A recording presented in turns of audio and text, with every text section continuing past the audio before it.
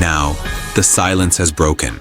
Iranian forces have conducted secret ballistic missile tests across multiple provinces, while fighter jets scrambled overhead and unexplained explosions ripped through major cities, all within the same 24-hour window. Major General Abdul Rahim Mousavi, Chief of Staff of Iran's armed forces, says any U.S. miscalculation will unleash retaliation so severe that no American will be safe. The U.S. military presence in the Middle East has been beefed up significantly amid escalating tensions with Iran. The Islamic regime's Ayatollah is warning of a possible regional war if the U.S. strikes. So Iran is warning any attack on the region would lead to war as the U.S. heightens its military assets in the Middle East. Trump, of course, is claiming that he wants a deal on this. And for the first time in years, Iran's military leadership is no longer issuing vague warnings. They are issuing direct threats. This was not rhetoric. This was a signal. Because as Mousavi spoke, the United States quietly expanded its military footprint across the Middle East, reinforcing air bases, naval assets, and missile defenses from the Persian Gulf to the Eastern Mediterranean. At the same time, Iran's supreme leader, the Ayatollah, issued a warning of his own. Any strike on Iran will ignite a regional war, not a skirmish, not a limited exchange, a regional war. And while Washington insists it still wants a deal, the ground reality tells a very different story. Because on January 31, 2026, Iran exploded. Shortly after midnight, a powerful explosion tore through an 8-story residential building in Bandar Abbas, Iran's most strategically important port city. The blast killed a 4-year-old girl, injured at least 14 others, and ripped through the first 3 floors of the building, shattering windows, destroying nearby vehicles, and damaging surrounding shops. Iranian authorities moved fast, too fast. Within minutes, state media declared it a gas leak. But then the footage surfaced. A video recorded by a local outlet showed a man in a green Iranian security uniform, wearing a neck brace, being carried out on a stretcher from the wreckage. That video was taken offline within hours. According to Iran International, the takedown was coordinated through Sabi Sahel and its media partners. That's when unofficial reports began spreading, reports the regime has still not fully denied. Sources claimed the explosion targeted Alireza Tangiri, a senior Islamic Revolutionary Guard Corps naval commander. Within hours of the Bandar Abbas blast, 3 more explosions rocked Iran. Avaz, 4 people killed. Karaj, major structural damage reported. Piran Shah, emergency services overwhelmed. 4 separate cities, 4 separate explosions. One official explanation, gas leaks. Think about that. 4 cities, same night, same cause. Iranian officials insist coincidence. Intelligence analysts call it statistically impossible, and the timing makes it even harder to ignore. Because these explosions came just weeks after the 2025-2026 nationwide protests, which erupted on December 28, 2025, and ended only after Iranian security forces killed tens of thousands of demonstrators. The country was already on edge, and now someone, or something, was striking deep inside Iran's security architecture. As speculation exploded online, Israeli officials told Reuters they were not involved.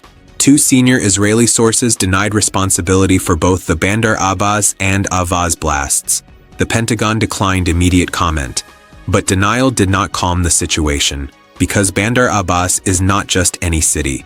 It sits on the Strait of Hormuz, the narrow maritime choke point through which nearly 20% of all globally traded oil passes. It is home to Iran's most important container port, its primary naval logistics hub, and critical IRGC naval command facilities. This is where Iran projects power into the Persian Gulf. And here's the detail most people missed. The explosion happened 1 day before Iran's planned naval drills in the Strait of Hormuz. Within hours of the blast, Tehran announced massive live-fire exercises across southern Iran, the Sea of Oman, and the northern Indian Ocean. That wasn't coincidence. That was response. As the explosions rattled Iran, something else happened, quietly, behind closed doors. U.S. allies in the Persian Gulf issued urgent warnings to Washington.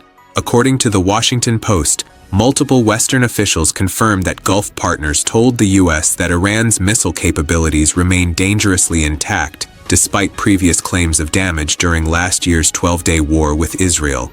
The assessment was blunt. Iran still has short-range ballistic missiles, mobile launchers, active production infrastructure. Enough to strike more than a dozen U.S. military bases across the region, where tens of thousands of American troops are stationed. Even worse, some of those capabilities have not only survived, they've been rebuilt, faster than expected. A former Iranian diplomat now based in Iraq told Western media that missile production accelerated after the war with Israel, not slowed. Damaged launchers were repaired, new ones were produced, and many systems were relocated into mountainous terrain. Iran's geography is doing the rest. With mountain ranges rising thousands of meters high, many of these systems are now nearly unreachable by conventional airstrikes. As one former Pentagon official put it, Iran doesn't need to defeat missile defense systems, it just needs to overwhelm them. And that brings us to the number that changed everything. In 2022, U.S. Central Command confirmed Iran possessed over 3,000 ballistic missiles. That number does not include cruise missiles, and it does not account for recent production surges. More importantly, Iran's missiles today are not crude relics. They are precision-guided, increasingly accurate, and capable of coordinated saturation attacks. Regional air defense systems are fragmented, not fully integrated, and focused on limited sites. In a mass launch scenario, defense would fail. And now, Iran is signaling that it knows this. For the past 3 months, Iran's army and the IRGC have conducted continuous large-scale military exercises, codenamed Iqtidar, Zulfiqar, Great Prophet. These drills span Iran, the Sea of Oman, and the northern Indian Ocean. State television showcased what it called missile megacities, underground complexes housing dozens of mobile launchers, liquid fuel rockets, and heavy warheads. One missile stood out, a liquid fuel system with a 2,000-kilometer range and a warhead reportedly weighing up to 2 tons. That range places U.S. carrier strike groups across the entire region within reach. No safe zones, no buffers. And then came footage of something else.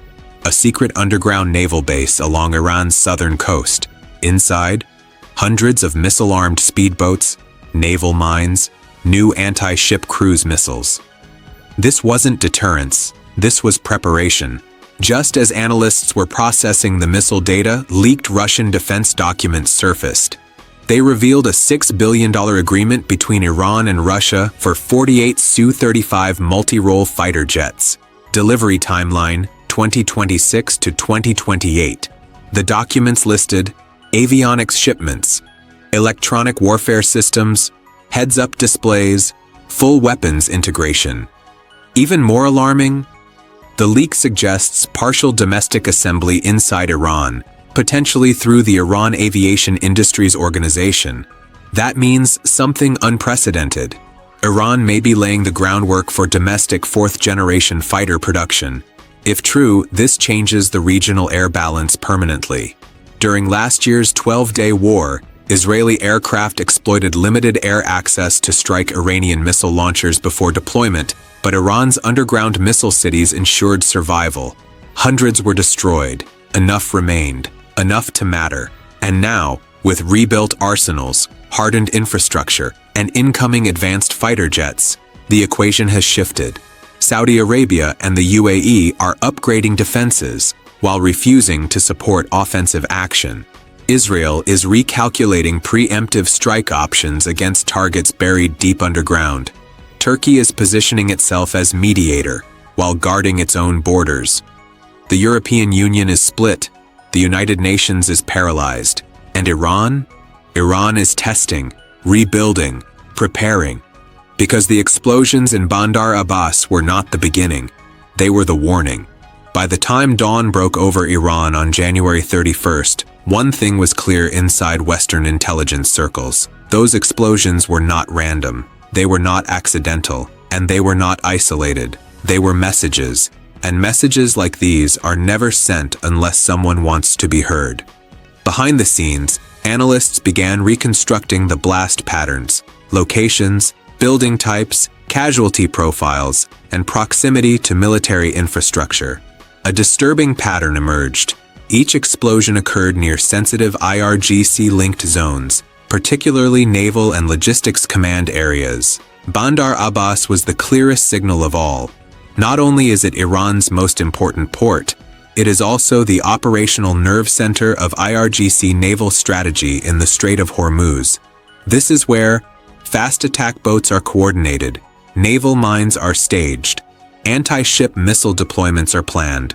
Unofficial intelligence briefings began circulating one conclusion quietly but consistently.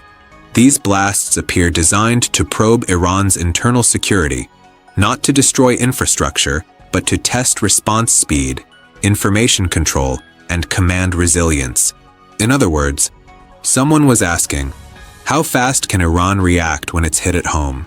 Within hours, Iranian state media went into overdrive. Every outlet used the same phrase, gas leak, no investigation updates, no technical breakdowns, no independent verification. That alone raised alarms. Because Iran has suffered gas explosions before, but never 4 major ones in 4 cities on the same night. More telling was what happened next. Videos disappeared, witnesses went silent, online discussions were scrubbed. This was not crisis management. This was damage control, and it suggests something even more dangerous than sabotage. Iran may believe its senior commanders are being tracked. Everything circles back to one place, the Strait of Hormuz, a narrow waterway just 21 miles wide at its tightest point, yet responsible for moving nearly 1/5 of the world's oil supply. Any disruption here doesn't just raise fuel prices, it shocks the global economy. That is why Iran's naval drills were scheduled when they were. That is why the explosion timing matters. And that is why intelligence agencies believe Iran immediately transitioned from deterrence posture to war readiness posture. Live fire exercises were not symbolic. They were rehearsals. Iran does not need air superiority to win a regional war. It needs volume. Iran's doctrine is simple. Launch mass salvos, saturate defenses, force interception systems to fail. Missile defense systems, even advanced ones, are finite. Interceptors run out, radar becomes overwhelmed, command chains fracture, and Iran knows this. That's why relocating launchers into mountains is so critical. That's why underground missile cities matter, and that's why Iran's leadership speaks with confidence when they threaten retaliation. They are betting on math, not bravado. For decades, Iran's biggest weakness has been air power. That may be about to change. The leaked Russian documents reveal far more than a purchase agreement. They reveal strategic intent. If Iran receives 48 Su-35 fighters, and especially if it gains local assembly capacity, it fundamentally alters the regional balance. The Su-35 is not just a fighter, it is highly maneuverable, equipped with advanced radar, designed for contested airspace. Even a limited number would complicate Israeli air operations, increase risks to U.S. surveillance aircraft, shield missile launch zones during conflict. This is why intelligence agencies reacted so strongly to the leak, because this is not about parity, it's about denial. Perhaps the most revealing development is what U.S. allies are refusing to do. Saudi Arabia, the UAE, other Gulf partners. They are upgrading defenses, but they are not offering launch pads. Why? Because they understand what Washington may not fully accept. Any war with Iran will not be contained. Oil infrastructure would be hit, ports would be disabled, cities would be exposed. Their economies would suffer catastrophic damage, regardless of who wins. That's why warnings to Washington have grown sharper and quieter. Israel faces a different calculation. It cannot tolerate an Iran with hardened missile cities, precision strike capability, improved air defense, but striking those targets now is far harder than before. Underground facilities survived the last war, and now Iran has learned. Launchers are deeper, redundancy is higher, retaliation would be immediate. Any preemptive strike risks triggering exactly what Israel wants to avoid: a multi-front war. Europe is divided. Sanctions have failed. Diplomacy is stalled. Pressure has plateaued. The United Nations Security Council is gridlocked. Russia and China block action. The West issues statements. Nothing changes. And Iran continues testing systems designed to reach European capitals, not because it plans to use them tomorrow, but because it wants the world to understand something. The cost of stopping Iran is now higher than the cost of tolerating it. Let's put the pieces together. Mysterious explosions hit IRGC-linked cities. A naval commander may have been targeted. Missile production accelerates. Underground bases expand. Live fire drills intensify. A $6 billion fighter jet deal emerges. Allies warn Washington. Oil choke points are rehearsed. This is not chaos. This is positioning.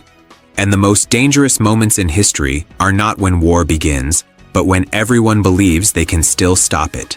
Were those explosions a warning, a test run, or the opening move of a conflict already underway beneath the surface?